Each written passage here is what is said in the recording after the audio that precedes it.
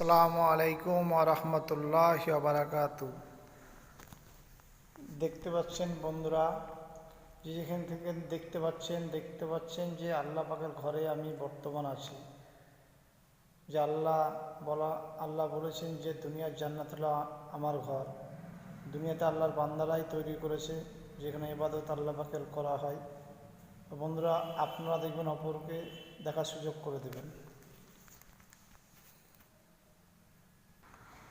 এই যে খাটটার ধারে ভালোভাবে নজর করুন, যে খাটটা টাঙিয়ে রাখা হয়েছে, যখন যার সময় আসবে তাকেই খাটে নিয়ে যাওয়া হবে। সেই জন্য আমাদেরও একটা সময় আসবে, নিজ নিজ এলাকাতে এই খাটে আমাদেরকে সেই গোরস্থানে অন্ধকার কবরে আমাদেরকে নিয়ে যাওয়া হবে। বন্ধুরা, সেইভাবে ভাবনা চিন্তা করে দুনিয়াদারি করব। দেখেন, এটা মসজিদের বারান্দা, কত সুন্দর বানিয়েছে দেখেন, কত সুন্দর আল্লাহ পাকের বান্দারা, কত সুন্দর আল্লাহ পাকের ঘর বানিয়েছে। বন্ধুরা দেখতে পাচ্ছেন কত সুন্দর আল্লাহ পাকের ঘর, যেখানে আল্লাহর ইবাদত করা হয়। আপনারা দেখবেন অপরকে দেখার সুযোগ করে দেবেন। এটা বারান্দার ভিতর, তার মানে এখনো ভিতরে আপনার ঢুকিনি।